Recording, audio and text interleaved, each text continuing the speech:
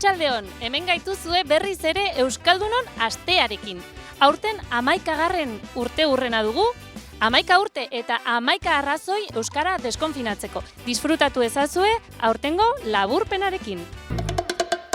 Maitatu bihotzez, inoiz ez eskutatu, sentipenak askatu, zarena kanporatu. Maitatu bihotzez, inoiz ez eskutatu. Gure ikuskizunak maitasunari buruz dijo azken finean, bakoitza askea izan behar duela, nola maitatzen duen, nor maitatzen duen, nola jantzita joango den, eta azken finean nola biziko den erabakitzeko, eta horretan ezin dela inor sartu. Begietan zaio igarri, beti ezaten dizkiote, gauza politak elkarri, bide.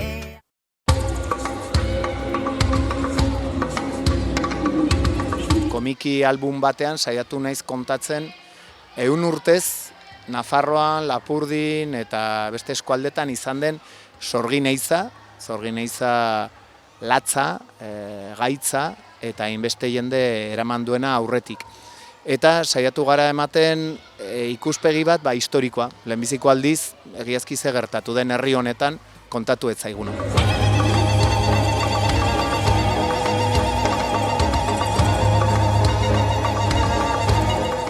Lehenbiziko aldiz Euskal Herriko historian agertzen dela sorginkeri kolektiboa, erronkarin.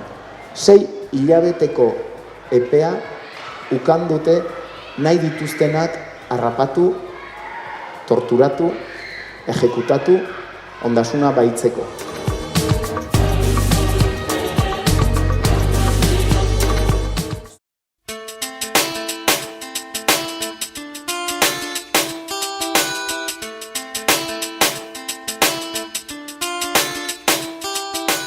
Euskarrestan ganaiz eta gaur zuen herriko plazara nator, Euskaldun honen bueltan gure erara proiektuarekin, alegia ea kantalditxo bat egiten dugun, gure erara, gure gaiekin, gure erara improvisatu ez pixka bat, ea arratsalde derra pasatzen dugun, gora eta rabia, gora Euskaldunon.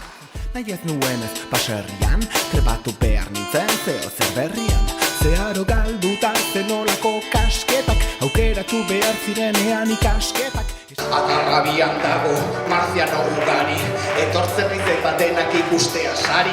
Marzianoak dira txikiak eta handiak, eta maitakorrak dira guztiak. Nire eman didate mikrofonoa, eta nire planeta marraztera noa. Eman didate...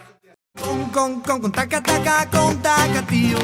Kontakataka, kontakatio. Kontakataka,